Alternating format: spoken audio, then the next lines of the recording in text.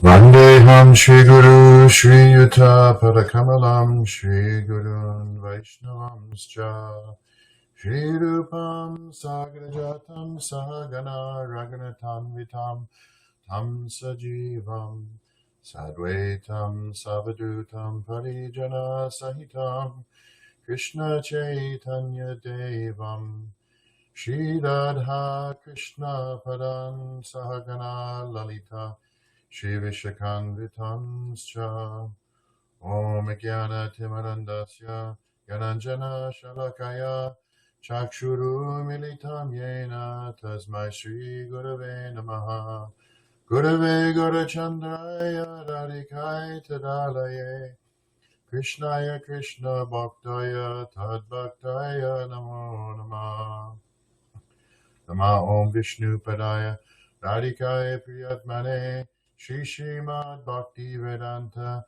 Narayaniti Namine Namam Vishnu Padaya Krishna Prashtaya Bhutale Srimate Bhakti Vedanta Swami Niti Namine Namaste Saraswati Deve Gauravani Pracharine Nirvishesha Shunyavadi Paschachade Shatarine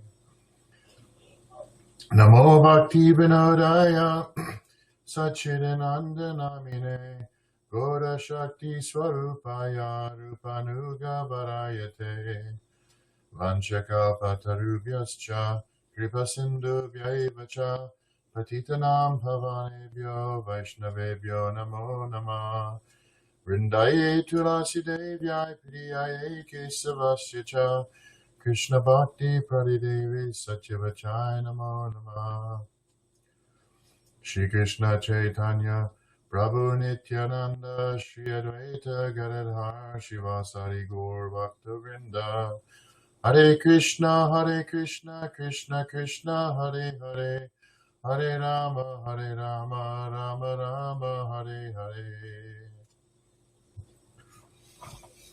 Dandavat Pranams, all the Vaishnavas and Vaishnavis who have gathered to hear Jaiva Dharma Chapter 21, entitled Prameya Abhideya Raganuga-sadhana-bhakti.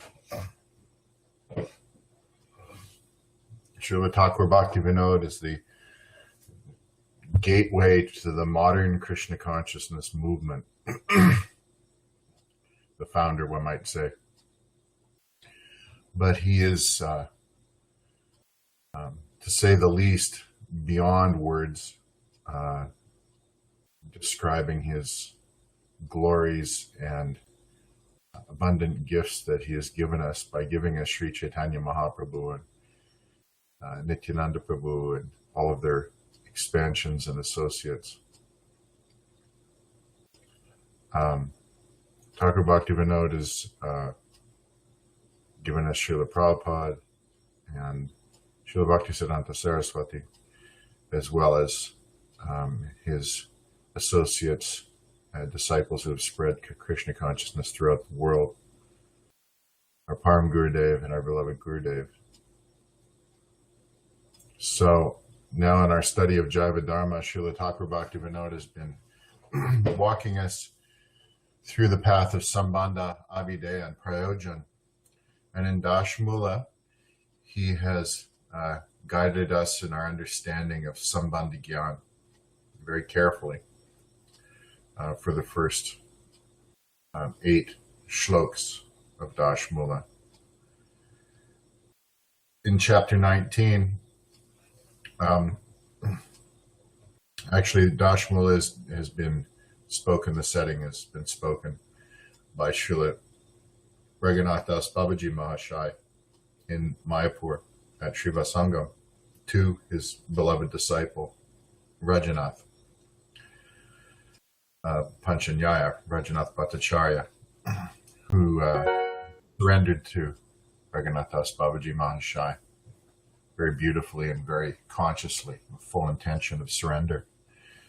So now he's been guided through Sambandha Gyan and has entered the discussion of Abhideya Tattva with his illustrious uncle Vijay Kumar, who has joined him in chapter 19 as we read. And Babaji Mahashaya has been giving deep instruction as to, now that you know what the truth is, now how do you apply it? Abhideya Tattva. And Abhideya Tattva was refined even further with the discussion of Vaidhi-sadhana-bhakti, which outlines the practices and the angas of bhakti, not only the 9 primary limbs of Navada bhakti, Shravanam, Kirtanam, Vishnu Smaranam, Padasevanam, Archanam, Vandanam, Dasyam, Sakyam, Atma Nivedanam, but further refinements have been given by Srila Rupa Goswami, the 64 angas of bhakti, and those have been described in great detail. And the final instruction was given at the end of the chapter by Babaji Mahashaya to both of his disciples to, now that they understand Vaidhi-sadhana-bhakti, to apply it to their lives and practice it with full force, he said. So upon contemplation now, we're at the, and with some application, Vijay Kumar and Brajanath have understood that there is a need for them to go further, that for them to truly enter into the temple of bhakti at the threshold which they are now standing. They're unable to do so on their own, of course, and they understand the imperative now of surrendering fully Raghunath Das Babaji Mahashaya and take shelter of him by seeking Diksha from him. So now Thakur Bhakti Vinod is taking us like a kind, loving grandfather that he is. He's taking us by the hand, and we are now joining with them, Prajanath and Vijay Kumar, in their journey into Raganuga-sadhana-bhakti. So this is very intimate knowledge, very specialized knowledge about the jiva's relationship with Paratattva, Bhagavan, in the most intimate and sublime way.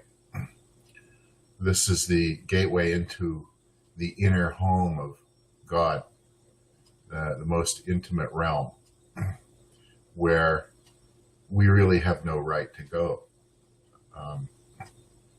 Srila Bhakti Rakshak Sridhar Maharaj describes the tattva of the soul, and jiva tattva, as really not coming from that world where Krishna resides with his associates. Even the soil on the ground, usually we don't regard the soil on the ground as having a lot of significance, because that's where all the living entities walk upon, and all the activities are carried out upon and so forth, and it's trodden underfoot and not really thought much about. But the soil, the Vraj Raj in the spiritual world, the soil in the spiritual world is made of a type of material, I use that word applied to the circumstance. It's made of a material which is of a much higher value than our very self. This is the environment, the atmosphere of Golok. And the jiva is aspiring to go there, but what right do we have to go there? Where even the soil is of a higher quality and value than our very self. Well, it's by invitation. It's by invitation only, and invitation from the Lord himself ultimately, but through the agency of his pure associates, who, when we please those pure associates, they are like the gatekeepers of the spiritual world. Bhakti Rakshak, like the gatekeeper of the spiritual world, where Srila Sridhar Maharaj also jokes, I'm not giving passport and visa to anyone and everyone. And this is so because the qualification of the soul who approaches the Shishya has to be such that he's fully surrendered and non-duplicitous in his approach. And so with that character established in his heart, he makes the approach. And when the Lord is pleased, especially when his devotee is pleased, then the Lord's mercy comes to the devotee, and the devotee receives that invitation to come into the spiritual realm. So we're going to see the dynamic in chapter 21 of how that unfolds and what that looks like in a very beautiful way. Srila Thakur-Bhaktivinoda has watched this exchange and these events occur through his Chit Samadhi and has carefully and beautifully written it down in this wonderful Shastra Jaiva Dharma. And we're now going to have a little bit of access into that. And we'll carefully walk into the gateway of Raganuga-sadhana-bhakti by first understanding the mechanics of how it works and the adhikar of one who is invited to participate in that. And Vijay Kumar and Rajanath are such qualified shishyas, and by their mercy, and of course the mercy of Thakur Bhaktivinoda and our Gurudev, ultimately the mercy of Sri Chaitanya Mahaprabhu, we are going to be gently taken by the hand of Bhaktivinoda Thakur, and we're going to walk along with them on this path for the rest of the whole Shastra, for that matter. But today we're going to focus on this chapter, and let's see what happens. Namo Bhakti Vinodaya Sachidanandana Gora Shakti Swarupaya Rupanuga Varayate. I'm reading from the blue book today, the blue version.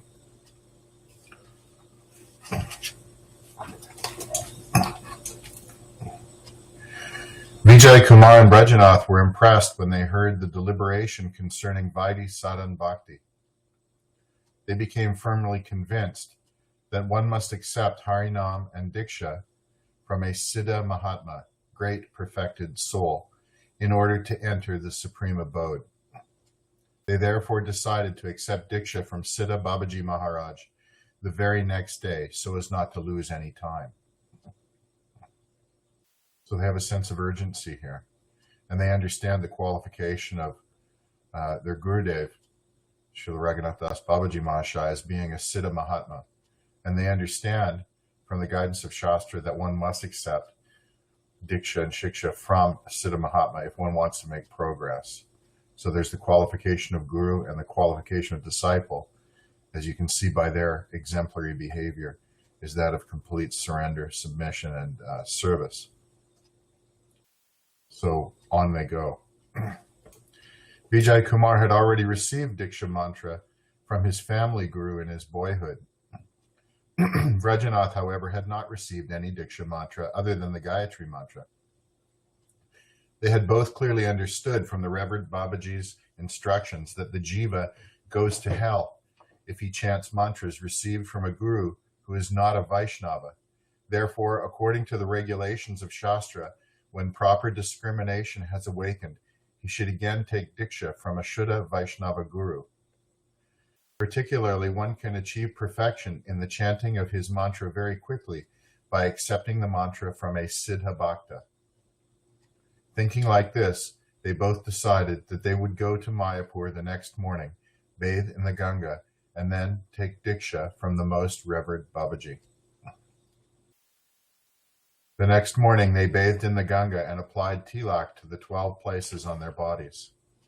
Then they arrived before Raghunath Das Babaji and offered prostrated obeisances at his lotus feet. Babaji Maharaj, being a Siddha Vaishnava, understood their minds. But as a matter of etiquette, he said, "Why have you come here today, so early in the morning? What is the matter?" Vijay Kumar and Brajanath humbly replied, "O Master, we know that we are very lowly and destitute of spiritual wealth, so kindly take pity on us." Babaji Mahashaya was very pleased to hear them speak in this way. He called them into his kutir separately and bestowed upon them the mantra consisting of 18 syllables.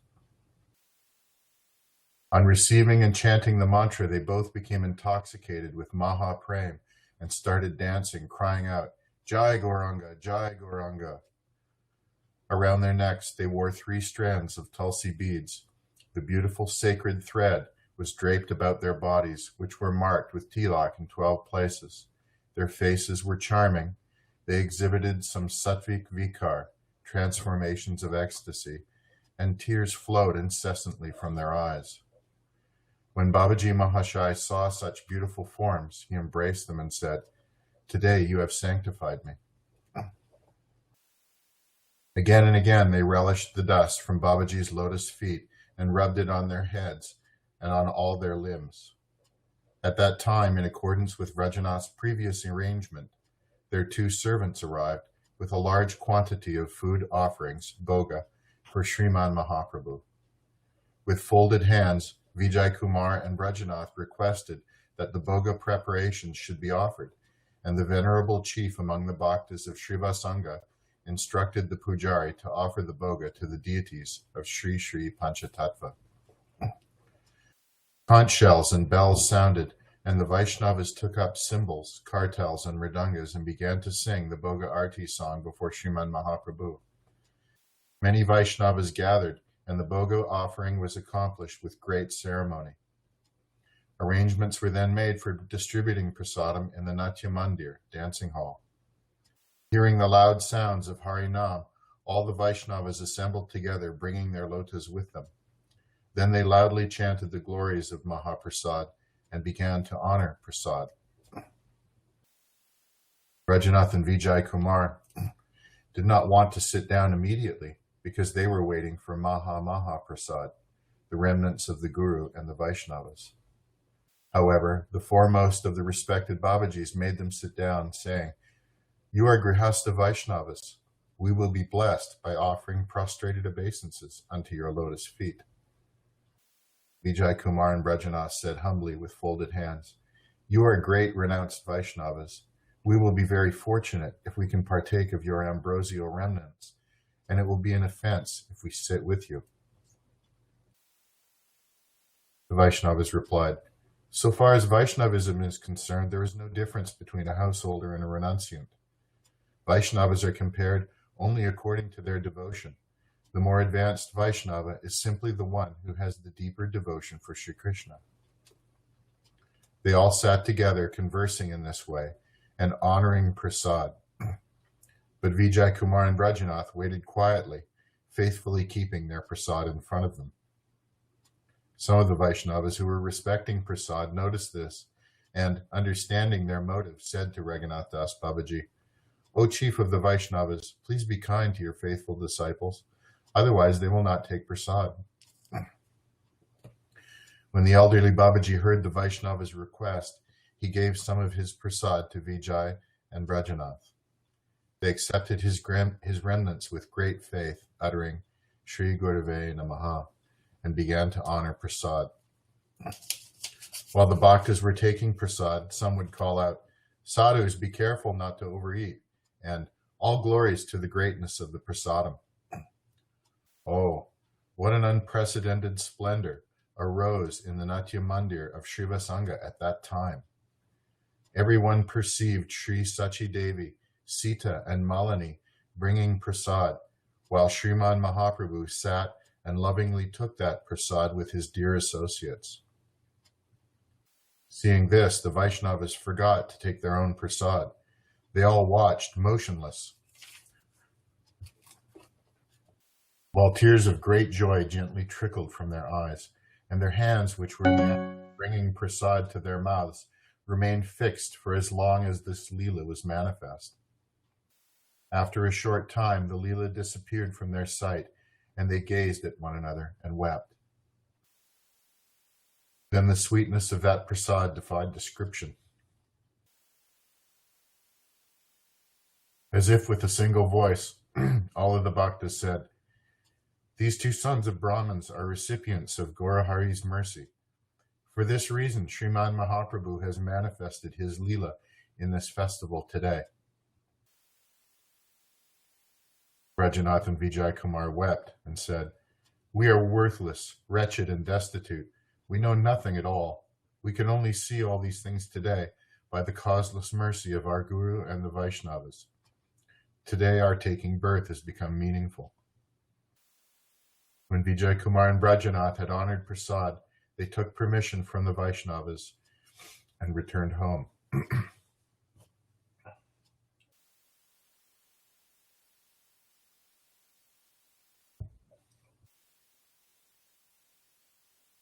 From that day on, they bathed in the Ganga and then offered Dandavat Pranam at the feet of their preceptor. They would then take darshan of the deity forms of Sri Krishna in the mandir and circumambulate Tulsi. In this way, they accepted some kind of instruction every day. Entry and exit chimes are off. After 4 or 5 days had elapsed, they presented themselves one evening at Sri Vasanga. Sandhya Arti and Nam Sankirtan were already over, and Sri Raghunath Das Babaji sat in his kutir, softly chanting Sri Nam in a sweet voice. They both offered Dandavat Pranam at his lotus feet, and he lovingly placed his lotus hand on their heads, seated them, and inquired about their welfare. Rajanath saw this as an opportunity and said, "Master, by your mercy, we have properly understood Vaidhi-sadhana-bhakti. Now we are very anxious to understand Raganuga-bhakti, so kindly instruct us about this." Babaji was extremely pleased to hear this and said, "Sri Gaurachandra has taken both of you as his own, so there is nothing that should not be given to you. Listen very carefully as I explain Raganuga-bhakti." So clearly Babaji Mahashaya is referring to the incident of their initiation and the beautiful spurti of Sriman Mahaprabhu appearing before all of them in that assembly. And this is certainly a clear indication that both of them have received the mercy of Sri Chaitanya Mahaprabhu and are now certainly qualified to hear about Raganuga Bhakti. So let's just go on. First, I offer my Dandavat Pranam again and again at the lotus feet of Sri Rupa Goswami, from whom Srimad Mahaprabhu liberated from the association of the Muslims, and to whom he instructed Rasa Tattva at Prayag. I then take shelter at the lotus feet of Sri Raghunath Das Goswami, who is like a black bee tasting the nectar of that Vraja Ras. The supremely merciful Sri Gauranga Mahaprabhu liberated him from the bottomless pit of gross materialism. Then, by entrusting him within the hands of Sri Sarup Damodar Goswami, he bestowed all perfection upon him. Now, before describing Raganuga Bhakti, I should explain the Swarup of Ragatmika Bhakti. So clearly, Babaji Maharaj is establishing from whom the science of Raganuga Bhajan, Raganuga Bhakti Sadhan, is coming from, from whom he is repeating this information, who he has received it from, Srila Rupa Goswami and Srila Raghunath Das Goswami. As we recall, in the introduction of Srila Raghunath Das Babaji, it was described that when he lived in Radhakund before coming to Mayapur, for many years, he was the bosom friend and associate of Srila Krishna Das Kaviraj Goswami, and they were both immediate disciples of Srila Raghunath Das Goswami, and they took instruction from him. Whenever anything came up that they couldn't resolve between them in their discussions, they would go to Das Goswami himself for clarification. So certainly we're hearing very, very authentic information from him, who is a superlatively qualified Siddha Vaishnava. Rajanath. But I would first like to know, what is Rag? Babaji. When materialistic people are in contact with objects of the senses, they naturally become deeply attached to an endless variety of material sense enjoyment. This intense attachment in the heart is called Vishai Rag. When they glance upon some beautiful object, the eyes become restless, and in the heart there is an attraction, Ranjakata, towards the object of beauty and attachment, Rag, to it. Rag bhakti is the state in which Krishna becomes the sole object of rag. Srila Rupa Goswami has defined the word rag in the following way. Ishte svarasiki raga paramavishtata bhavet tanmaya bhavet bhakti shatra ragatmikodita. Bhakti Rasamrita 1-2-272. Translation. Rag is the unquenchable loving for thirst, premamayi trishna, for the object of one's affection, which gives rise to spontaneous and intense absorption, svarasiki paramavishtata, in that object. Ragamayi bhakti is the performance of seva, such as stringing garlands with such intense rag. End of quote. Rag is the absolute, parama, and undivided svarasiki, absorption, avishtata, in one's own particular object of worship. When devotion to Krishna comes to the stage of Ragamayi, it is called Ragatmika Bhakti.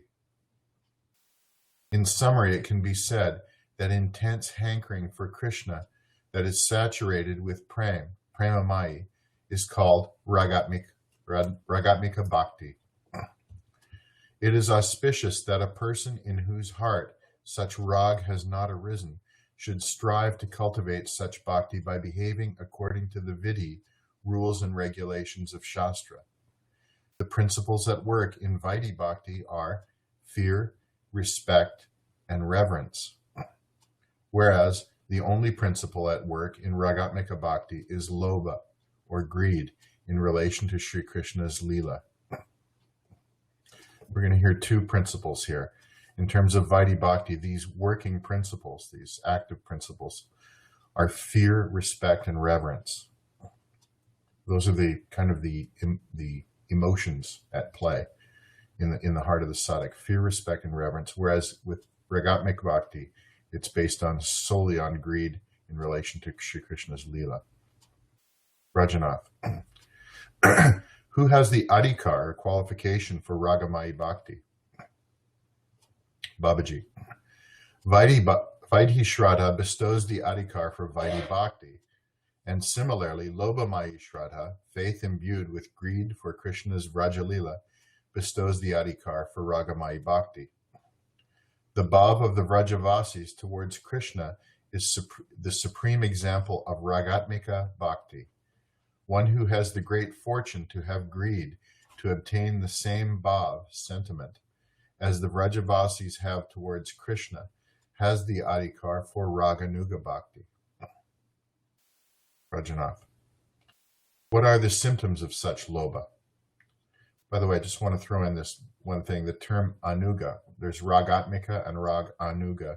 Anuga, for those who are a little unacquainted with Sanskrit, comes from the word anugata, or anugatya, the following of, one who follows in the footsteps or in the line of someone. So Raganuga is those who follow in the same mood and service as the Ragatmika Bhaktas. They never try to assume the position of those who they follow, but they assume the position of a follower. We'll go into that in further detail. Rajanath, what are the symptoms of such lobha? Babaji, when one hears about the intensely sweet bhavs of the Vrajavasis, one's intelligence, buddhi apeksh, begins to consider how one may enter into those dealings. That desire, apeksh, is the symptom that lobha has awakened. One begins to think, how do I do this? A person who has the adhikar for Vaidhi Bhakti tests everything on the platform of intelligence, knowledge of Shastra, and reasoning. And when he hears Krishna Katha, he only accepts it if these three support it. So remember, a few paragraphs back said that the mood of the Vaidhi Bhakta is fear, respect, and reverence. But in terms of his intellectual function, happens on the platform of intelligence, knowledge of Shastra, and reasoning. And when he hears Krishna Katha, he only accepts if these three support it. There's nothing wrong with that, but this is a platform in the evolution of the Bhakta. However, there is no such consideration in Rag Marg, for intelligence, knowledge of Shastra, and reasoning are not desired even on this path. All that is needed is the greed for the sentiments of the Vrajavasis. What are the sweet bhavs of the Vrajavasis towards Krishna? It is possible for me to obtain such bhavs. How can this be obtained? This intense yearning is the symptom of greed, and one who does not have it does not have the adhikar for Raganuga Bhakti. This you should understand. Rajanath, what is the process of Raganuga Bhakti?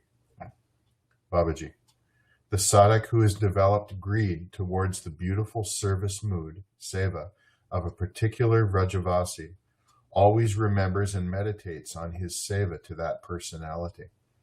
He is absorbed in the mutual pastimes of his beloved Sri Krishna with that Vrajavasi, and he constantly resides in Vraj, either physically or within the mind, having agreed to obtain his or her bhav. He follows that Vrajavasi's example and always renders seva in two ways. Externally, he serves as a practicing sadhak, and internally, he renders seva with the bhavs, bhavana purvaka, of his siddha deha. This is the process of Raganuga Bhakti. So we see this example especially in Srila Raghunath Das Goswami, who externally practiced the angas of bhakti, but internally was completely absorbed as a siddha, in his swarup deha, as Rati Manjari. And this is beautifully described in his writing, Sri Vilas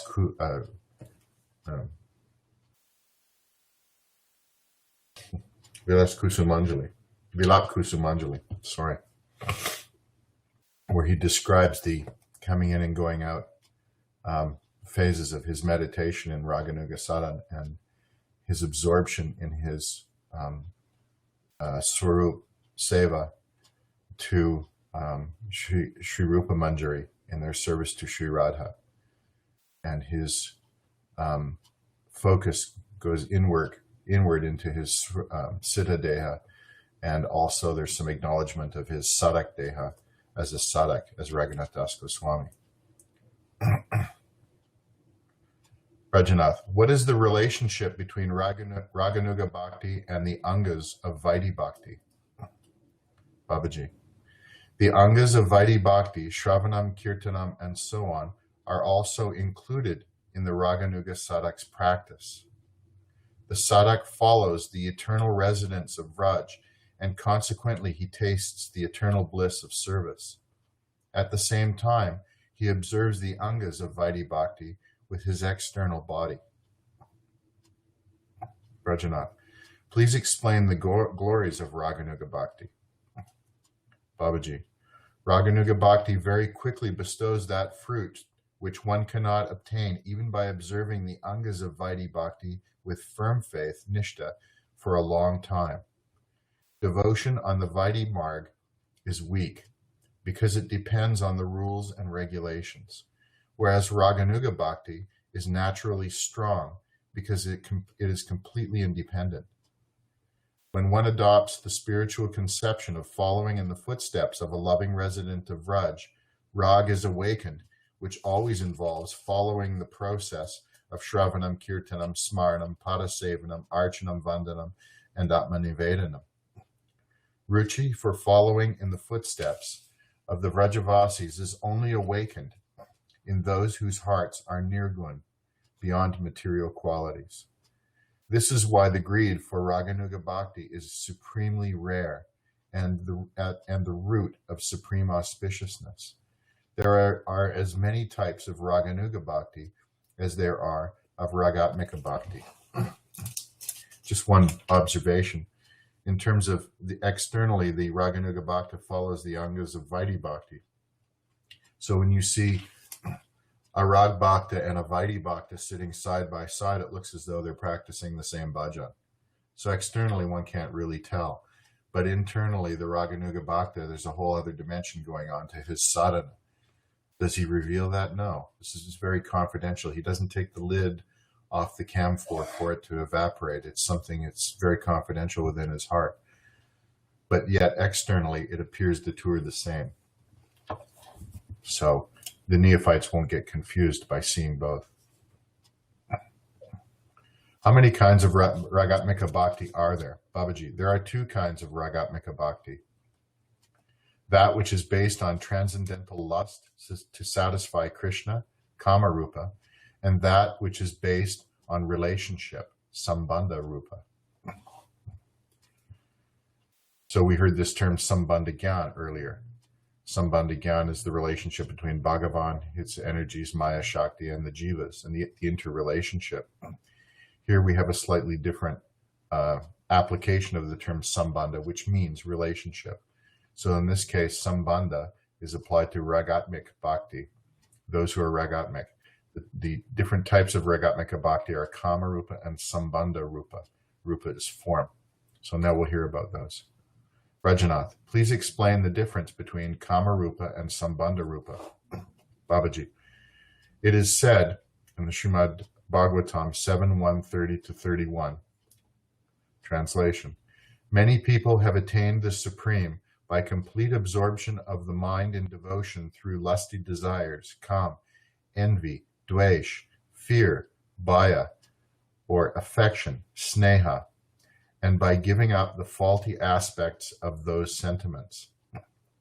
The gopis have attained the Supreme by fixing their minds on Krishna through kam, Kamsa by bhaya, Shishupal and other kings by dvesh, the Yadus by family relationships, Sambandha, and you, the Pandavas, by affection, Sneha, and we sages, Narada, and other rishis, by bhakti. End of translation. 6 principles are mentioned here, namely Kam, lust, Bhaya, fear, Dvesh, envy, Sambandha, family relationship, Sneha, affection, and Bhakti, devotion.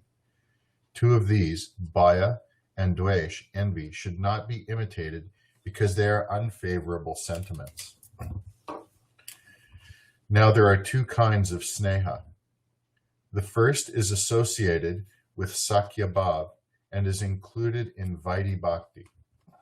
The second kind is related to Prem and has no application in the field of sadhana. Therefore, Sneha has no place in the practice of Raganuga-sadhana-bhakti. When I read this, I felt a little surprised.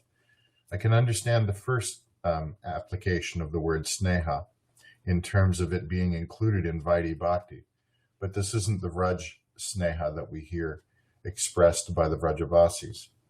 This is the type of Sakya Bhav that is included in Vaidhi Bhakti, experienced by the different rishis and sages, especially in the in Vaidhi Bhakti, the Pancharatrika applications and so forth in Vaidhi, that type of Sakya Bhav. The second kind is related to Prem.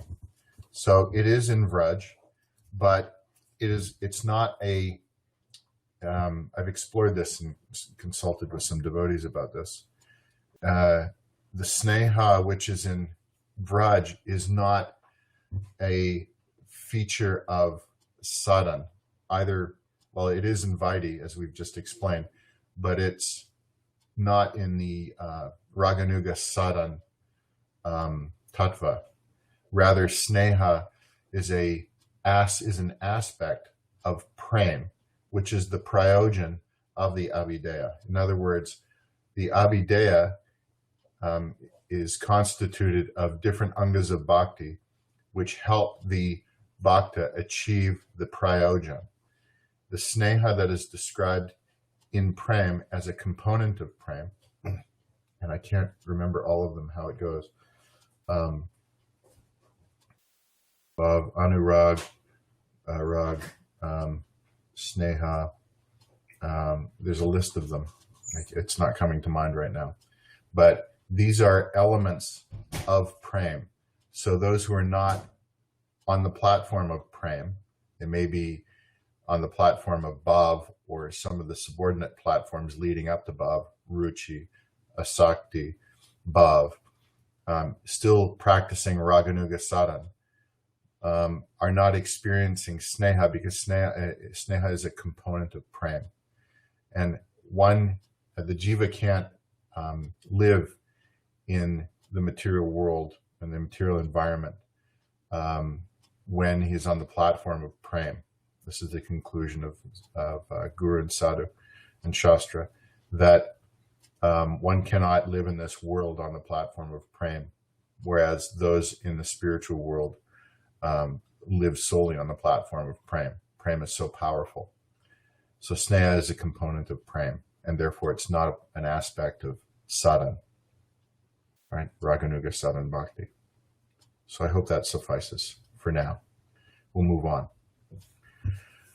The words bhaktya vayam in the shloka 7131, which we just read, mean that we, Narada, and other sages have attained the supreme by bhakti. The word bhakti here should understand to mean Vaidhi bhakti, and may refer either to the Vaidhi bhakti practices of the sages such as Narada, or to devotion mixed with jnana. The words tat gatim gata mean that many people have attained the supreme.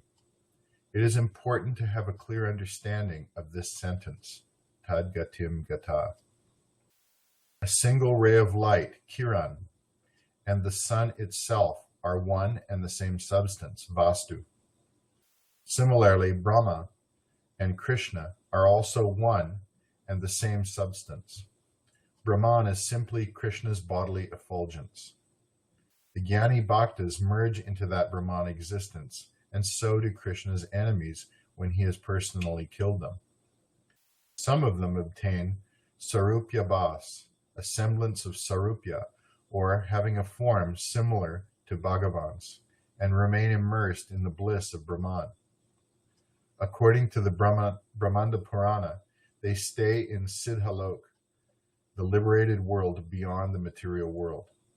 So if anyone's seen that map of the universe, of the whole creation, from the material world all the way up to Golok, in the spiritual world, you'll see Siddhaloka near Brahmaloka.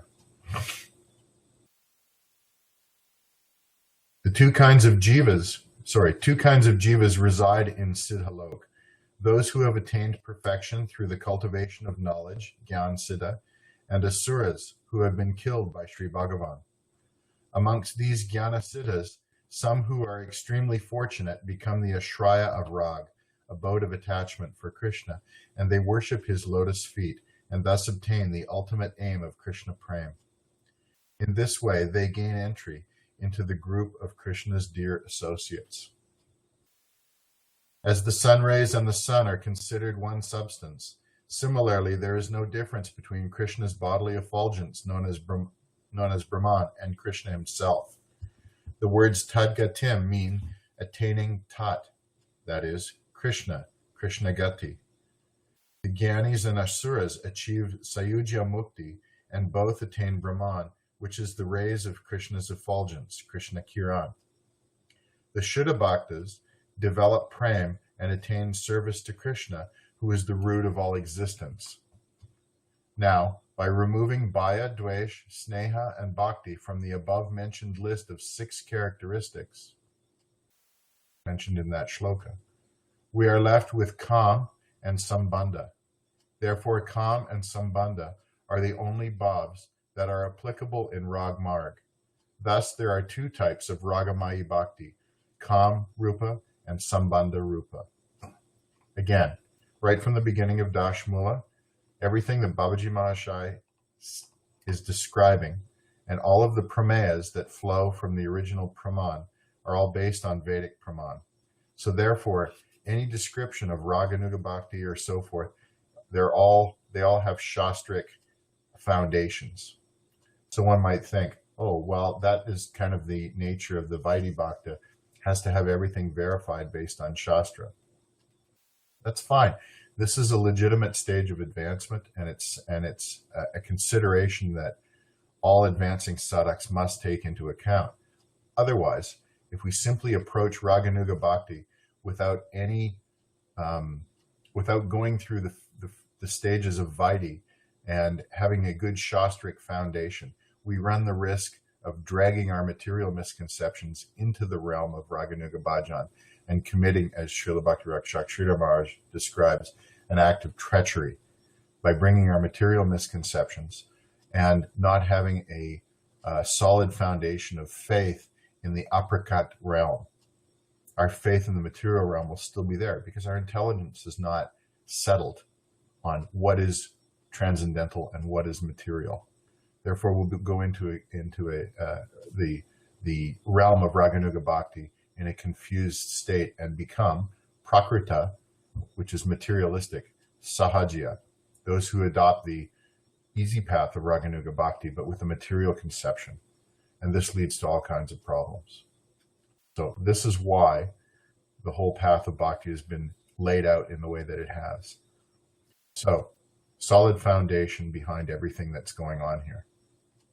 Rajanath, what is the Swarup, intrinsic characteristic of Kama Rupa Bhakti?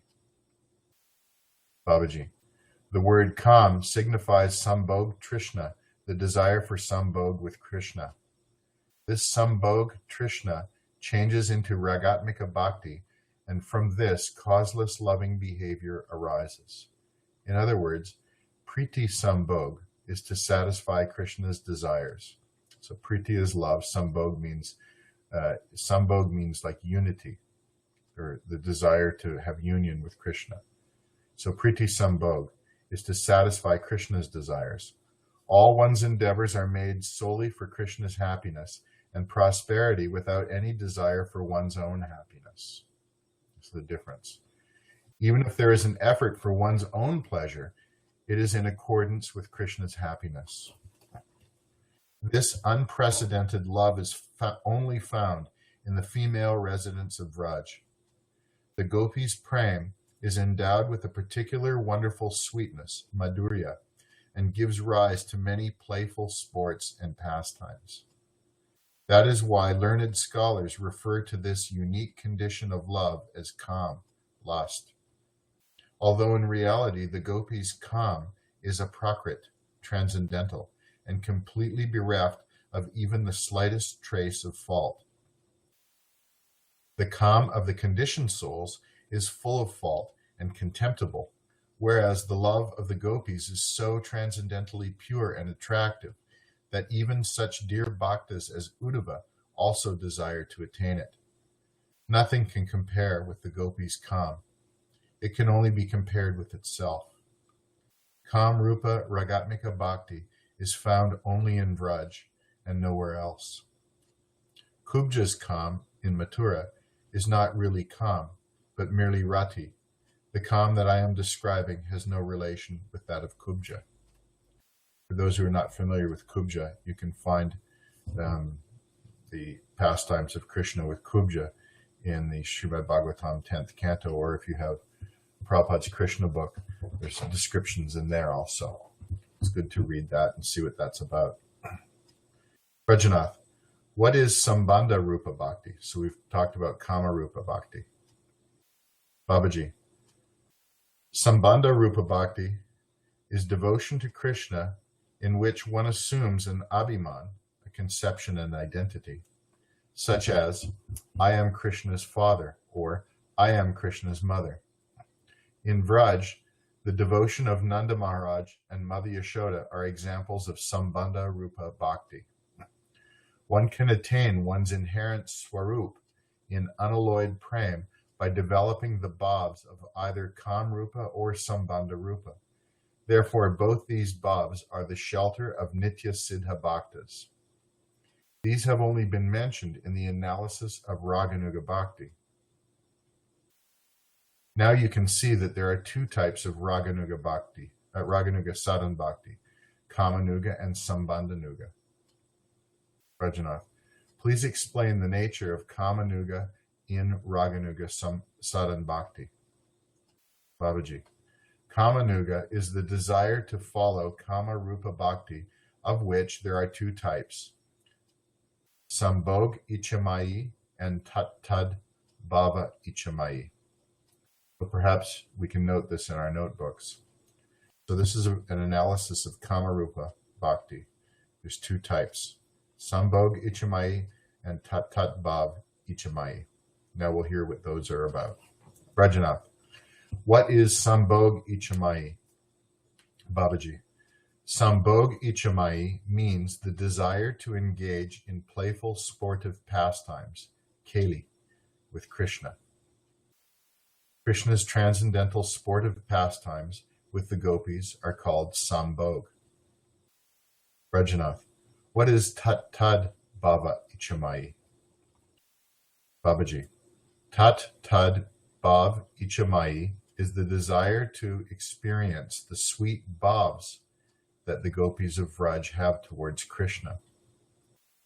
So Sambhog Ichamai is the desire to engage in playful sportive pastimes with Krishna, and Tat Tat Bhav Ichamai is the desire to experience the bhavs that the gopis have towards Krishna.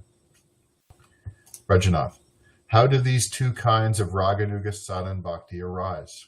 Babaji, when a bhakta sees Sri Krishna's beautiful deity form and hears Sri Krishna's Madhurya Lila Katha, sweet pastimes, an intense hankering arises in his heart to experience those bhavs, and he then engages himself in the sadhana of Kamanuga and Sambandhanuga Raganuga Bhakti. Rajanath, Sri Krishna is male, Purusha, and the gopis are all female, Prakriti. As far as I understand, only females can have the adhikar for Kamanuga Raganuga Bhakti. So how can a male obtain this bhav? Babaji, jivas in this world are the abodes of 5 different types of relationships, Shanta, Dasya, Sakya, Vatsalya, and Madhurya, according to their own inherent swabhav. Right? It's inherent within everyone. Of these 5, Dasya, Sakya, Vatsalya, and Madhurya are found in the residents of Vraj. Dasya, Sakya, and Vatsalya, with fatherly instincts, are male bhavs, and those who are so inclined serve Krishna in male spiritual forms.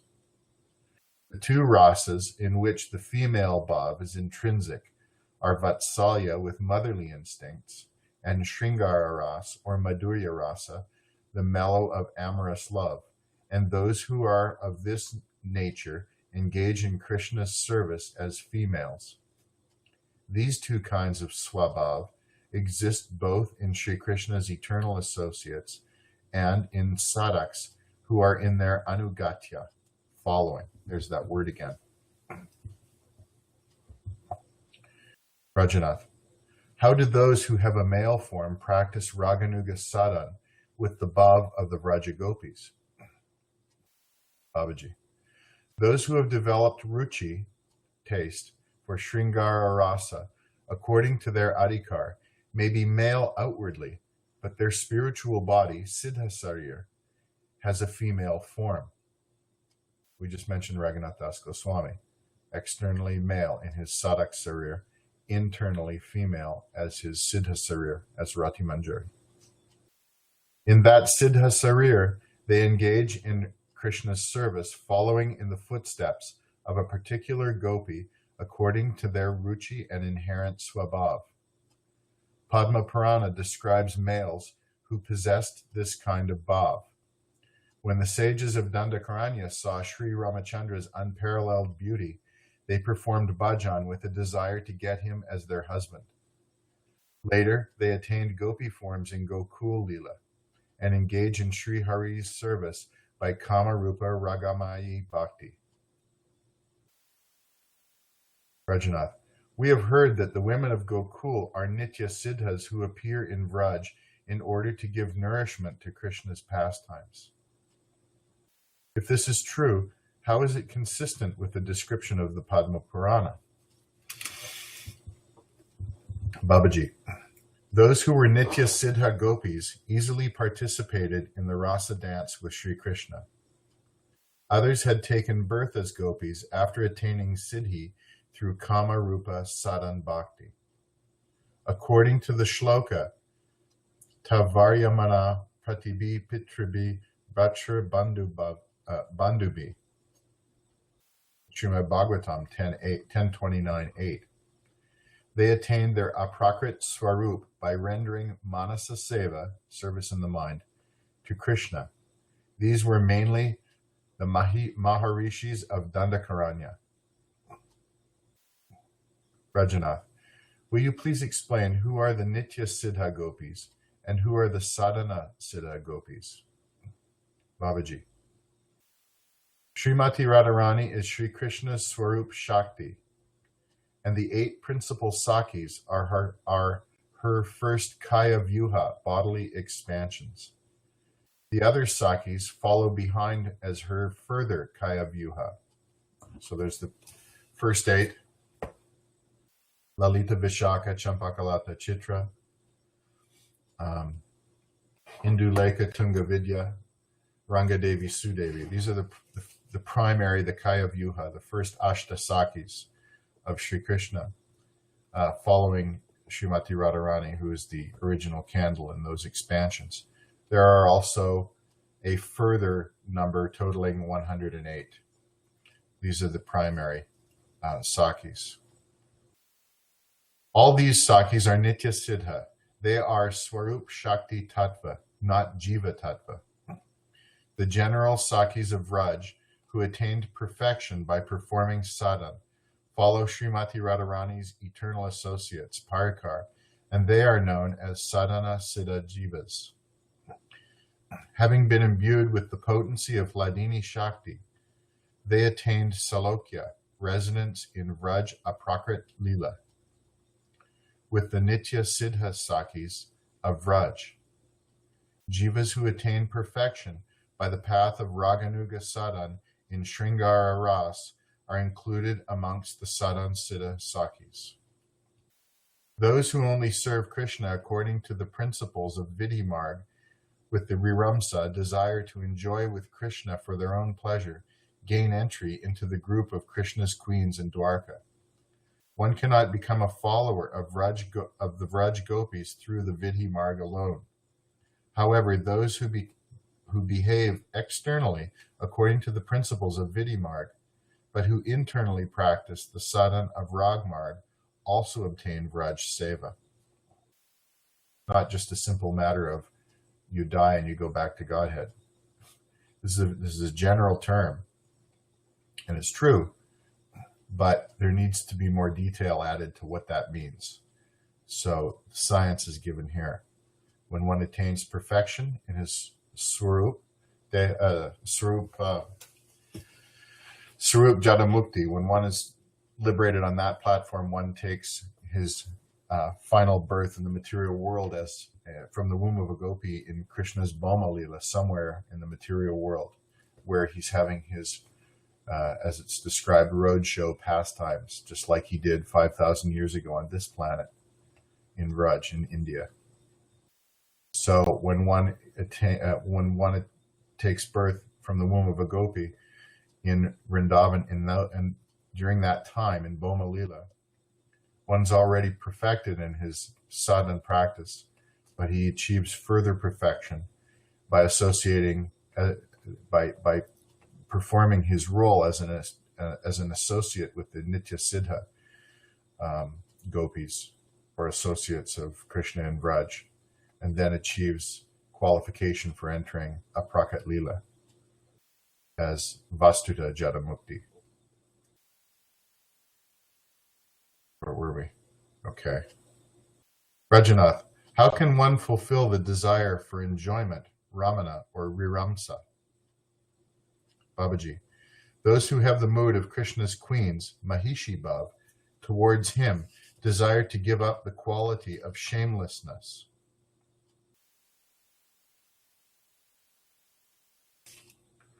Drishtata, and engage in Krishna's service just as a housewife, Grihini. They do not want to serve like the beautiful Vrajasundaris. I just see a footnote down at the bottom of the last page. Even though the Nitya Siddha gopis were forbidden by their husbands, fathers, mothers, and brothers, they did not stop because they were enchanted. Their hearts already having been stolen by Sri Govinda. In this regard, Srimad Bhagavatam 10:23-20 is also worth studying. I don't have that handy, but perhaps we can look at that in our own time. So this is the point. When Krishna plays his flute, like the song we just played, Bandha Sangha, don't go, Rupa Goswami advises, don't go to Vamsivat where Krishna is playing his flute, because you'll never come back to the material world. It's very dangerous if you go there. But the Nityasiddha gopis are running there. So the sadhana siddhas who have appeared in that realm also meet their challenge. Are they ready to abandon their family obligations and all of their ties to this realm altogether and run to Krishna's flute in Vamsivat in the dead of night? This is the test. Are you truly ready for a Prakat Leela? Are you truly ready to join in the Rasa dance? So that the challenge, the final challenge is there for the sadhana siddhas to join the Nityasiddha gopis. So then there was a description here we just read about the Mahishis of Dwarka. They do not want to serve like the beautiful Vraja Sundaris. Rajanath, please explain the subject more clearly. Babaji, Mahishi Bhav is the sadhan seva in which one cherishes the spiritual self-conception that Krishna is one's own husband. The relationship that is established with Sri Krishna when one attains this Mahishi Bhav is known as Svakiya, marital love. Those who have Mahishi Bhav in the stage of sadhan do not experience the Parakiya Rasa, param or mellow, of the gopis of Vraj, and this is why they cannot follow the gopis in Parakiya Bhav. Therefore, the only way to attain Vraja Ras is to practice Raganuga-sadhana-bhakti in the Parakiya Bhav. Rajanath, by your mercy, I have understood up to this point. Now, please explain the difference between Kam and Prem. If the two are non-different, then can't Prem Rupa be used, the term Prem Rupa, be used instead of Kam Rupa? The word Kam sounds somewhat harsh. Babaji, there is some difference between Kam and Prem. Prem is the same as Sambandha Rupa Ragamayi Bhakti. There is no difference between those two. In Sambandha Rupa Bhakti, there is no Kam. In other words, no desire for sambhog, which is meeting. It is Prem without playful sporting pastimes, Keli. Prem becomes Kam Rupa Bhakti when it is combined with the desire for sambhog. Kam Rupa Bhakti is not present in any other ras. It is found only in the Sringara ras of the Vraja Devis. Kam in this material world takes the form of sense gratification, and it is quite different from aprakrit Kam. The Kam of this material world is only a perverted reflection or transformation of the faultless aprakrit Kam. Even Kubja's Bhav cannot be called direct Kam, although it is directed towards Krishna. Jadiya Kam, lust in relation to inert, lifeless matter, is based on sense gratification, and it is only a transformation of misery. It is worthless and contemptible. In contrast, Kam based on Prem is full of ananda, and it is supremely valuable and always joyful.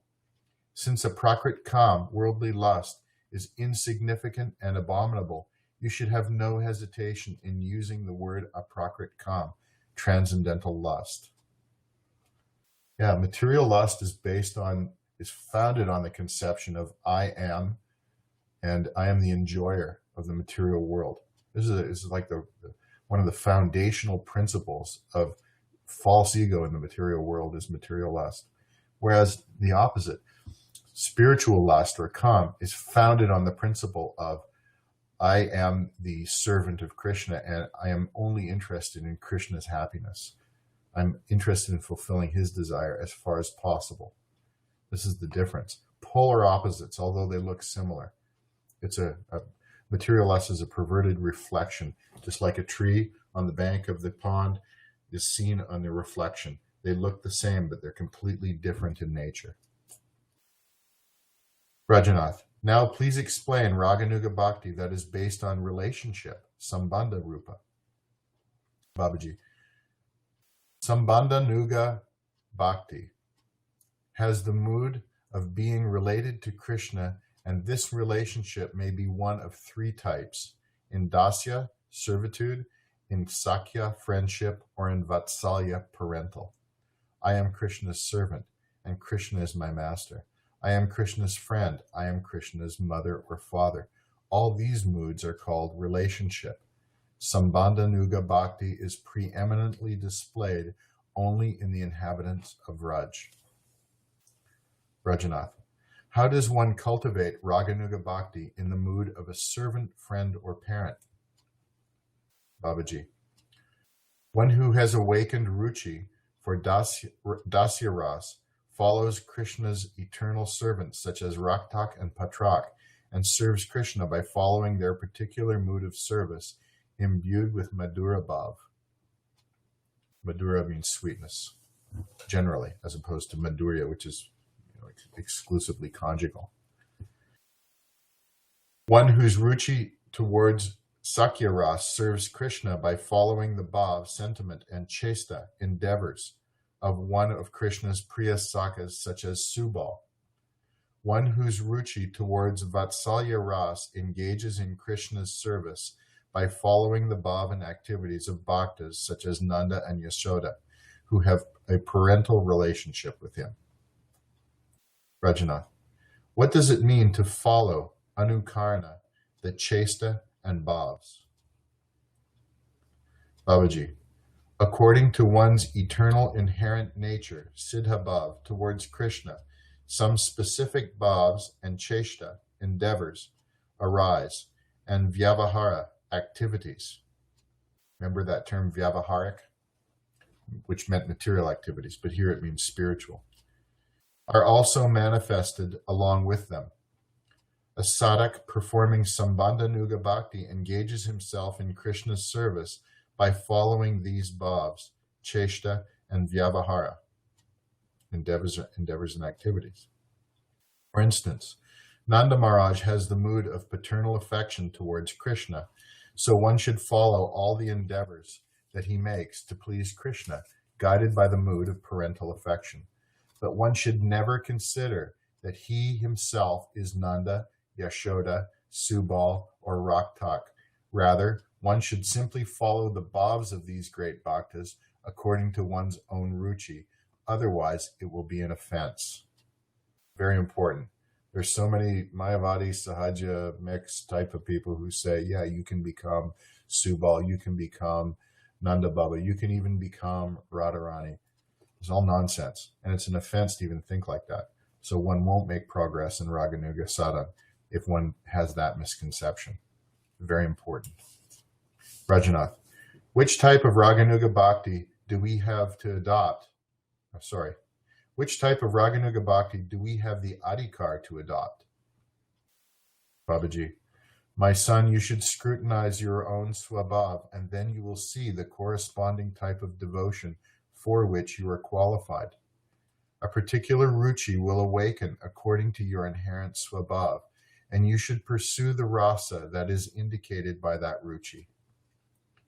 Taste. In order to cultivate that rasa, you should follow one of Krishna's eternal associates who is perfect in it. To determine rasa, it is only necessary to examine your own ruchi. If your ruchi is towards the path of rag, then you should act according to that ruchi. And as long as inclination has not awakened for the path of rag, you should simply execute the principles of Vaidhi Bhakti with firm faith. Vijay. Prabhu, I have been studying Srimad Bhagavatam for a long time, and I listen to Krishna Lila whenever and wherever I find the opportunity. Whenever I deliberate on Krishna Lila, a strong bhav arises within my heart to serve the divine couple as Lalita Devi does. He's in our line. Babaji, you need not say any more. you are a Manjari, young maid servant of Lalita Devi. Which service do you like? Jai. Vijay. I desire that Srimati Lalita Devi should grant me permission to string garlands of flowers. I shall string lovely garlands of beautiful, delicate flowers and place them in Lalita Sakhi's lotus hands. She will look upon me with an infinitely merciful, love-laden glance, and then she will place the garlands around the necks of Sri Sri Radha and Krishna. Babaji. I give you my blessings that you may attain perfection in the goal for which you are undertaking your sadhana. When Vijay heard Babaji Mahashai's affectionate benediction, he fell at the lotus feet of his preceptor and wept.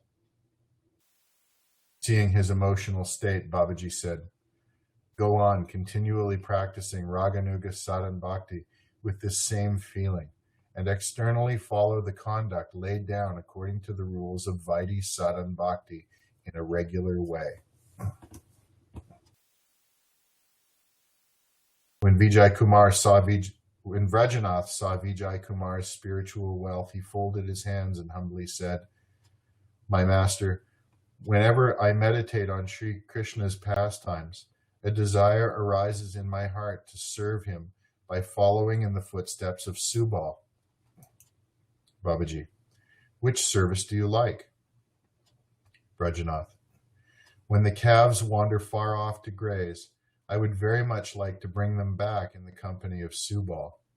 When Krishna sits in a place to play upon his flute, I will take the permission of Subal to let the cows drink water, and then I will bring them to Bai, brother Krishna. This is my heart's desire. Babaji. I give you the benediction that you will attain Krishna's service as a follower of Subal. You are eligible to cultivate the sentiment of friendship, Sakya Ras. It is wonderful that from that day on, within Vijay Kumar's mind, the feeling began to sprout that he was a maidservant, Dasi, of Srimati Lalita Devi, and he began to look upon Srila Babaji Maharaj as the personification of Sri Lalita Devi. Vijay. O Master, what more remains to be known about this subject? Please give your order. Babaji. Nothing more remains. You need only know the name, form, dress, and so on of your Siddha Sarir. Come to me alone at another time, and I shall tell you all these things. Vijay Kumar offered Dandavat Pranam at the feet of his preceptor and replied, "As my master pleases." From that day on, Vrajanath began to look upon Babaji as the personification of Subal.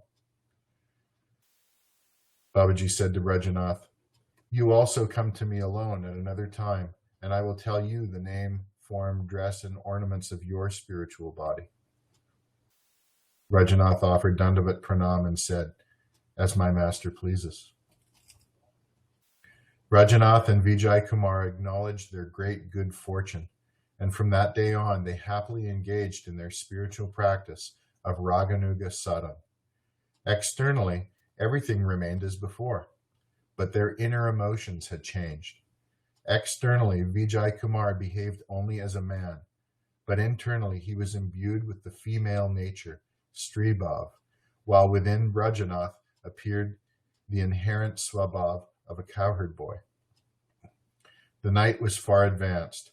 Both of them returned home chanting on their japa mala the Maha Mantra that they had received from their preceptor. Hare Krishna, Krishna Krishna, Hare Hare, Hare Rama, Rama Rama, Hare Hare. It was midnight, and the lovely moonlight appeared like a shower of whitish silver upon the earth. An intoxicating breeze blew from the Malayan mountain, creating a very pleasant sensation for the mind. They sat down together beneath an amvala tree in a beautiful secluded place near Lakshman Tila and began a discussion. Vijay. Rajanath, Our heart's desires have been fulfilled. We shall certainly be blessed with Krishna's mercy by the grace of the Vaishnavas. Let us now decide our future course of action. Tell me frankly, what do you want to do? Do you want to marry, or do you want to become a mendicant? I don't want to put any pressure on you. I just want you to let me know your real intention so that I can communicate it to your mother. Rajanath: Uncle, I regard you very highly, and besides that, you are an erudite scholar and a Vaishnava. You have been my guardian since my father passed away, and I am prepared to act according to your order. I am nervous about marriage because I don't want to become entangled in the material world and fall down from my realization of the supreme spiritual reality. What is your opinion? Vijay: I don't want to impose anything on you. You have to decide for yourself. Rajanath: It will be proper for me to receive Gurudev's instruction and act accordingly. Vijay: That's a good idea. Tomorrow we shall take Prabhupada's decision on this subject. Rajanath: Uncle, what is your consideration? Will you remain as a grihasta or become a mendicant?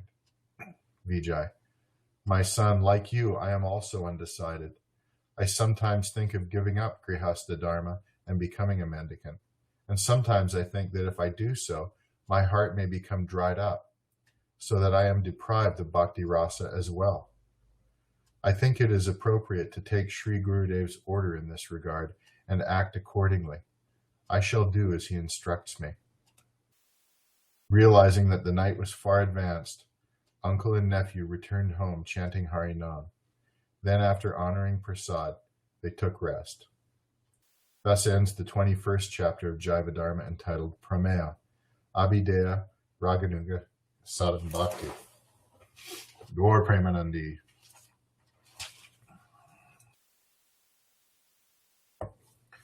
Wow, wonderful, wonderful chapter. Just gets better and better, doesn't it? If anyone has any comments they'd like to make or any questions about what we've covered, I know I've thrown in a few comments here and there that I hope were helpful on a few points. Although any attempt to add or embellish to this beautiful chapter is kind of absurd, but nonetheless, I was thinking that a few of those points could have been touched on a little bit, which I did. If anyone else has anything else they would like to add, yes, please do so, or any questions you might have. You can open your mic, or you can type in the chat bar. Yeah. So Lochan Prabhu, you're saying it must be reread. Yeah, indeed. The whole book has to be read. I was just thinking, yesterday I was talking with Tridandi Maharaj, and we were just talking about Jaiva Dharma generally, and it seems like, as we know already, all of us, that this is not a book. Of course, it's a shastra. It's a living Shabda Brahman entity, and it reveals itself, as does Srimad Bhagavatam, in multidimensional ways, according to our adhikar, according to what Srila Thakur Bhaktivinoda wants to show us, according to what Krishna wants to reveal to us. And each time we read it, something new jumps out, and it becomes ever fresh. I know that every time I read about the Diksha, the initiation of Vijay and Brajanath, it's an emotional experience. And I've read it so many times, but every time it hits deep because it's such nectar. But Jaiva Dharma is, again, always unfolding. Tridandi Maharaj was telling me he's read deeply this entire book probably 40 times, he was saying. And each time he'll read a chapter and he'll come across something that, and I've had this experience, and you probably have and will, that something new will jump out like you've never read it before. It's like, wow, I never saw this before. Like that whole thing about Sneha, I'd never seen that before. And there's many, many other things that we'll go over and read Some things kind of go over our heads, some things go in a little bit deeply, some things go very deeply. So as we study the Shastra again and again, new things will come out. It's like an ever blossoming lotus within our hearts. New features, new scents, new sights, new sounds, new conceptions, new realizations, new aspects of our relationship with Krishna will become revealed more and more. That is spiritual life. Srila Sridhar Maharaj says that spiritual life is dynamic, not static. As soon as we feel that we've settled in some kind of a comfort zone in our spiritual life, that's a big red flag that something is wrong, that now I've attained a certain stage of, some kind of platform upon which that now I can just rest and now I've got it all in my pocket and away we go. No, it's not like that. Your comfort zone, if you will, or your conception will always be challenged and brought into newer and newer heights by studying Jaiva Dharma and just in the practice of bhakti generally in our life. Tridani Maharaj we concluded that two things will always be with us. Our Harinam Mala and Jaiva Dharma will always be within arm's reach for the rest of our life, because there's so many relevant instructions that apply to us at every stage of our development, and in also sharing it with others. It's just an unlimited pot of nectar that we can delve into day after day, year after year for the rest of our life, and hopefully into next lives as well. I don't ever want to be separated from this book.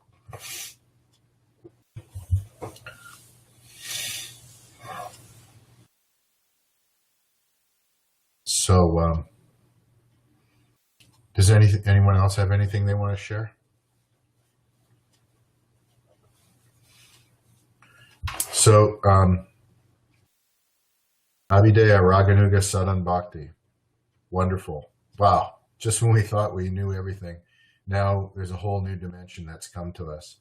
And this is just the alphabet of Raganuga Bhakti. This isn't even, we haven't even really gone into the actual practice. What is it? Division 3, there's a whole third of Jaiva Dharma that we haven't even looked at. We won't be actually in this course. But Division 3 is Rasa Tattva, Rasa Vichar, the whole science of Rasa Tattva, which we touched on in this chapter. We can see we've touched upon topics that we haven't really gone too deeply into in all of the previous chapters. The third division is like a whole new dimension of studying Krishna consciousness that we may have never done before. We may have heard little things here and there, but to understand the vocabulary and the science of Rasa Tattva is university level Krishna consciousness. I urge you all, now that we've read chapter 21, just skip ahead and flip through a few of these chapters and just see if you can understand. Of course, it's kind of like when we went to high school and learned math. In grade 9, you learn different things in algebra, basic algebraic principles.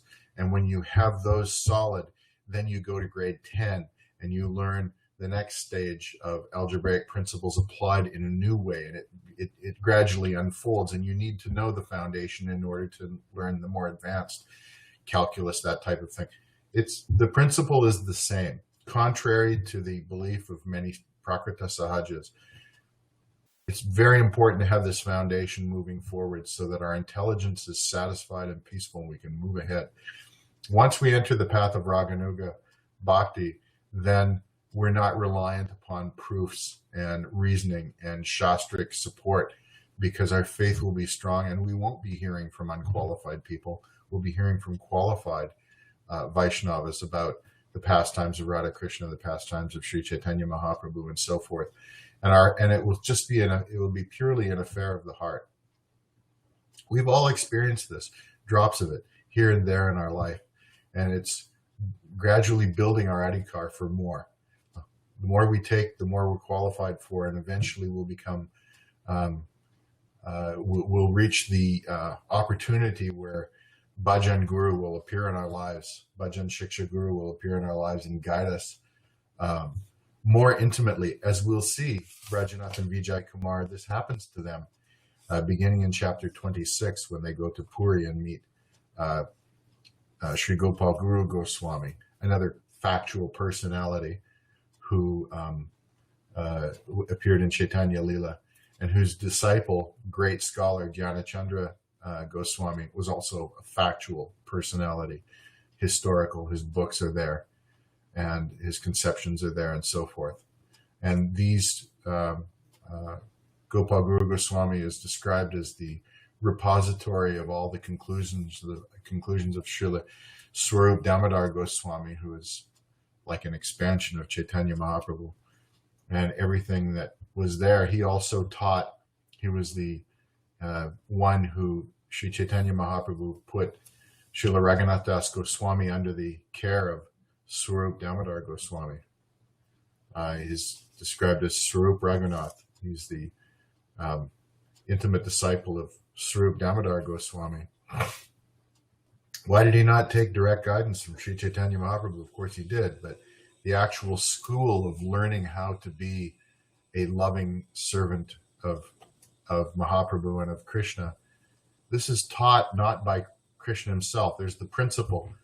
The master does not teach the servant how to be a servant. The master is busy being the master. The servant, the perfection of the servant is to learn how to be a good servant, so that the desires of the master are fulfilled with great ease and comfort, and the master is pleased and satisfied. So how does the servant learn that? The master, it's not really appropriate for the master to take time to teach the servant. Although you could say Mahaprabhu, his whole personification is to exemplify what it means to be a servant. That's a whole other subject. But in the case of Das Goswami learning from Swarup Damodar, he is a servant learning from a superlative servant how to be a servant. So the conclusions of Swarup Damodar Goswami were beautifully transplanted into the persona of Gopal Guru Goswami, who imparts Ras Tattva to both Rajanath and Vijay Kumar in the third division of Jaiva Dharma. Today in chapter 21, we just got a little glimpse of that, and we'll be moving ahead more into now understanding we're going to hear the 10th shloka of Dashmula, which describes Prayojan Tattva. That'll be the 10th of the Dashmula shlokas. So I'm not going to take the time because time is going on, but let's do it. Let's go back to chapter 19. I want to just take another look at the Dashmula, is it 8 or 9, which is the shloka for Abhideya Tattva. This is on page, in the blue book I'm looking at right now, but near the beginning. Is it in the beginning or is it in the middle of chapter 19? I think it's more in the middle of chapter 19. Because the first verse that's discussed is Anya Abhilasita Sunyam, and then the 6 characteristics of pure bhakti. Page 444, I believe, of the green book. And in the blue book,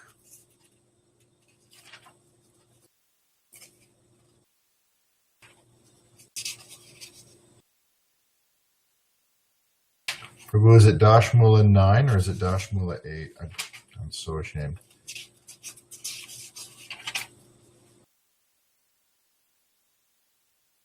Dashmula 8, page 463. 463. Thank you. Actually, it's the 9th. Rajanath, you have heard Dashmula as far as the 8th shloka. You may relate them to your uncle. I feel very satisfied to see him. Now listen to the 9th shloka. So 1 through 8 covered Sambandha Gyan. The 9th shloka talks about Abhideya.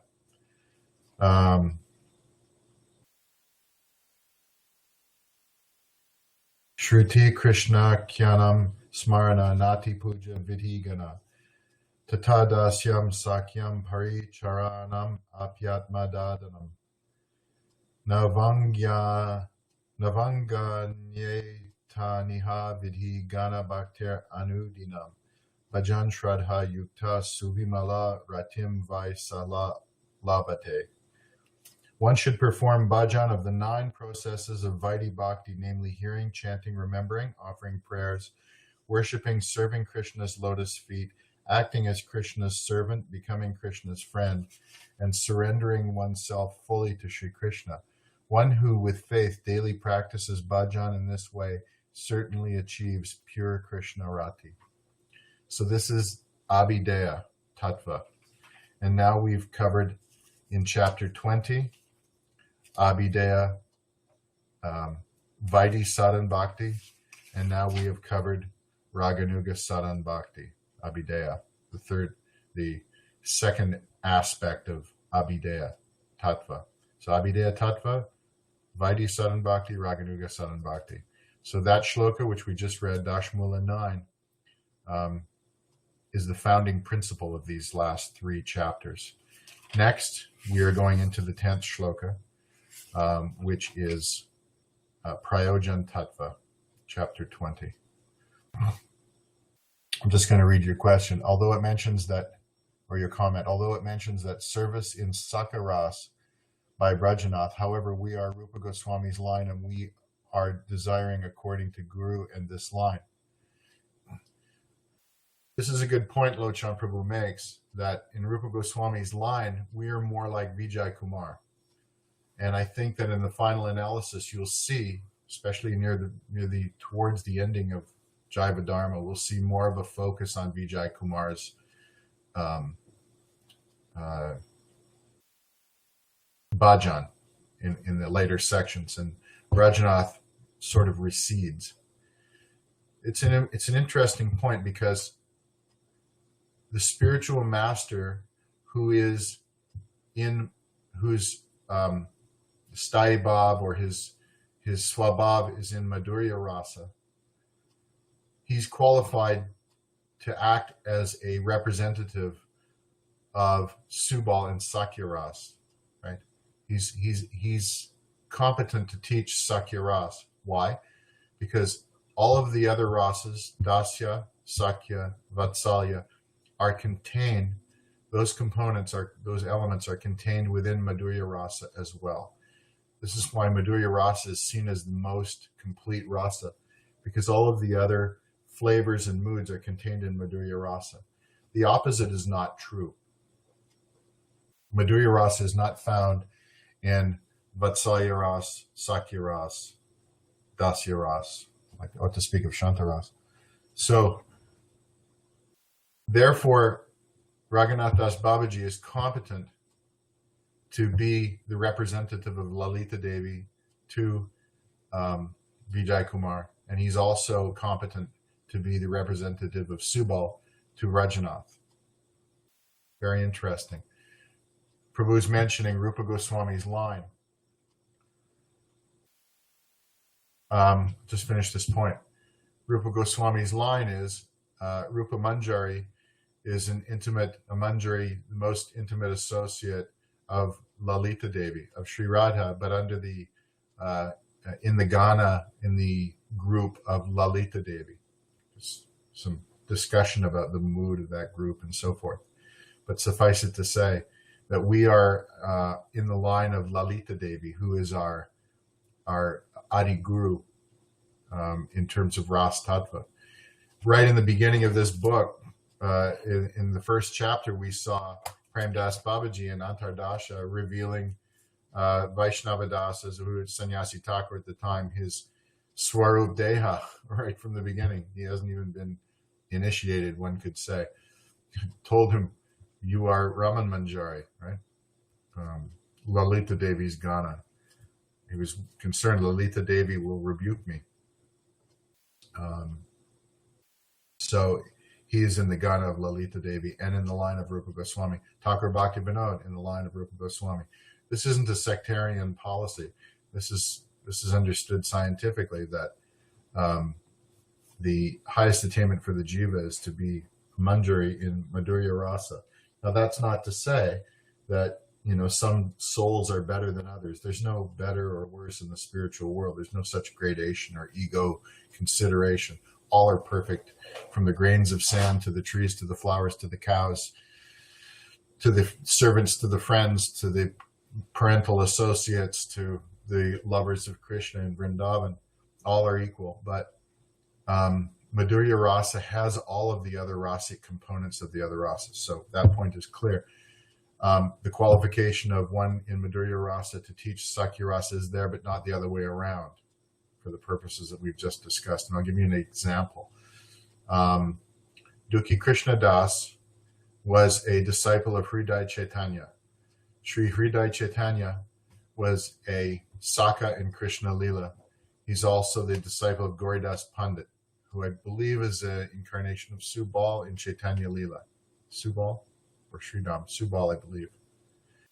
And their speciality was Sakya Ras. Dukhi Krishna Das, being a disciple of Hriday Chaitanya, learned Sambandha Gyan and so forth, and Vaidhi Sadhana from Hriday Chaitanya. No problem.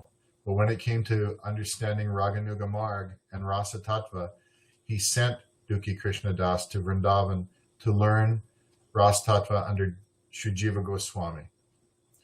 Sri Jiva Goswami is established in Madhurya Rasa under Sri Rupa Goswami.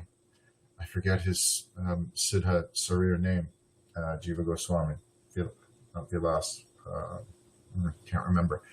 Anyway, Dukhi Krishna Das, the whole story of finding the bangle and so forth, he became established in Madhurya Rasa because that's his swabhav. So that's why he took Shiksha from Jiva Goswami in Madhurya Rasa. He became known as Shyamananda Pandit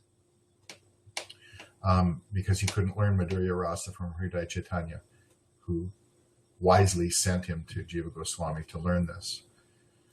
So that's all I have to say about that last comment that Prabhu made about we're in the line of Rupa Manjari, Rupa Goswami. This is the line. Now, for us, as a group, as an institution, let's say, or as a society, we say, well, we're in the line of Rupa Goswami. Yes, it's safe to say that, because in whatever swabhav we are as jivas, thousands and millions of people around the world are becoming devotees under the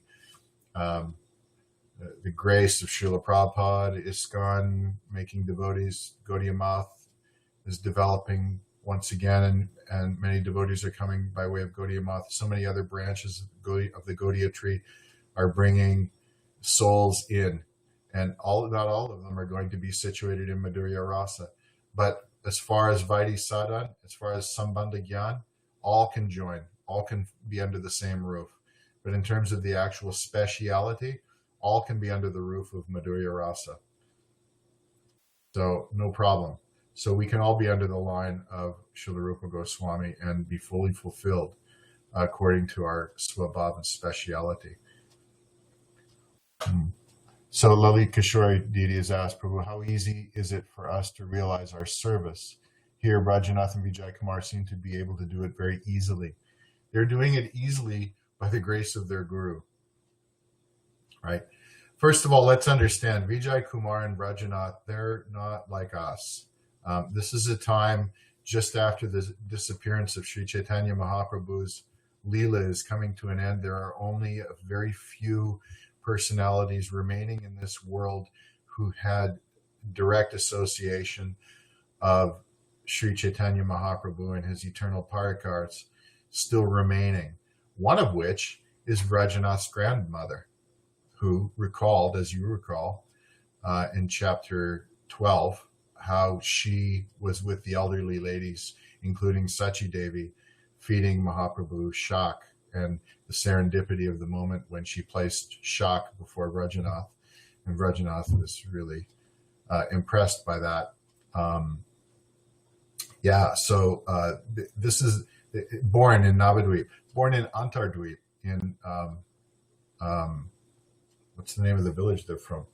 Bilva Pushkarini? Can't remember. At the north end of Antardvip, just down the road up the road north from Yogapit. They walk there every day. So Vijay Kumar and Rajanath are Navadvip Basis who appeared at the time just after Mahaprabhu's Leela ended. And so the power of the environment and the power of those personalities and the Sukriti and so forth is incomparable for us. That's one consideration, but doesn't exclude us from rapid advancement. Rapid advancement will come, as we've learned, when the sukritis have accumulated in our life, not karmic sukritis, but the bhakti prosaka sukritis have accumulated to such an extent that we get the association of a siddha bhakta, and we ourselves have the correct qualification as disciples to take advantage of such association.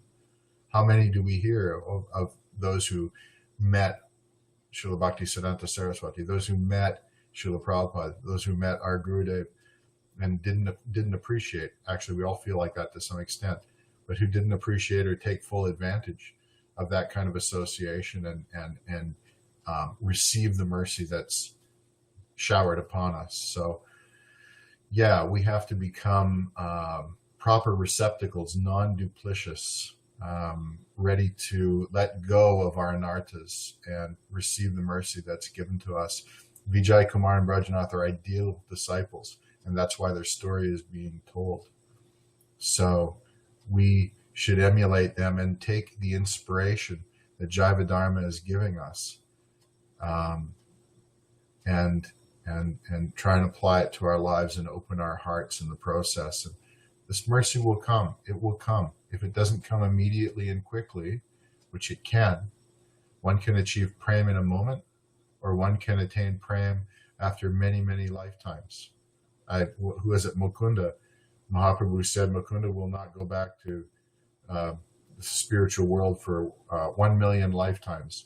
And he danced in ecstasy, so happy to hear that it's just 1 million more lifetimes, and then I'll be going back. I've been in material world for incalculable number of eons in the past, and I only have 1 million more births. This is such a wonderful thing. He appreciated the value of that attainment, no doubt. And Mahaprabhu was very pleased by this, and of course gave him right away. Of course, Mukunda is an eternal associate, but the pastime is there instructively. Kamala, were they easily able to realize their service due to being absorbed in serving and being absorbed in the association of pure devotees and inquiring submissively, also chanting with faith? Yes, yes, and yes. Yeah, so that's true. All of those things. Ultimately, the realization, and we've heard this throughout Jaiva Dharma, that this isn't something that can necessarily be explained in external words, but it's something that's given. Of course, Krishna gives from within. He bestows the adhikar, he bestows the mercy himself. Mahaprabhu was always heard saying, when someone pleased him, he'd say, you will attain Krishna's mercy very soon. He said that so many times in Chaitanya Charitamrita. So this is what we should be doing, is we should be acting in a way to attract the mercy of Krishna, the mercy of his pure devotee, our Gurudev, and the Vaishnavas. We should be acting and serving in such a mood that it attracts their mercy on us, that they look at us lovingly and bestow their mercy. And in that way, we will attain what Vijay Kumar and Brajanath are also attaining. This is real. This isn't fictitious, and it will come to us in its entirety if we're patient. Srila Bhaktisiddhanta Saraswati Prabhupada describes patience as being an element of humility. It's an aspect of humility, that when we're humble, then we're also patient. We're patiently waiting for Krishna's mercy. It's an aspect of Sharanagati. We're always expecting his mercy. We have hope against hope that it will come. So we should be acting as an attractor. We should attract Krishna's mercy with our proper attitude and attract the mercy of Guru. So we've received many instructions on this. Bhumipati Prabhu has posted a link. What is that link, Prabhu? Last time you posted a link, it was wonderful. I posted on Facebook how Prabhupada talked about real Guru and following, and the instructions are there. So if you're not getting the result, you must not be following the instructions. So that was great. I appreciated that. So we'll check out this link too. Everyone, just draw your attention to the chat bar. Copy Bhumipati Prabhu's link, which I'm going to do right now. And we go. And then we'll check it out. Thank you very much. Glories of Sadhu Sangha. Very good. Acha. Shri Rupa Siddhanti Goswami Maharaj. I haven't heard many things from him, so I'm really looking forward to it. So thank you very much. Okay, we'll just have short Nam Kirtan, and then we'll end for the day, and we'll look forward to meeting next week, chapter 22 on October 22nd. 22 on the 22nd. So we'll just finish with short Nam Kirtan. We can sing together, and then we'll end for the day. Hare Krishna, Hare Krishna, Krishna Krishna, Hare Hare, Hare Rama, Hare Rama, Rama Rama, Hare Hare, Hare Krishna, Hare Krishna, Krishna Krishna, Hare Hare, Hare Rama, Hare Rama, Rama Rama, Hare Hare. Hare Krishna, Hare Krishna, Krishna Krishna, Hare Hare, Hare Rama, Hare Rama, Rama Rama, Hare Hare. Hare Krishna, Hare Krishna, Krishna Krishna, Hare Hare, Hare Rama, Hare Rama, Rama Rama, Hare Hare.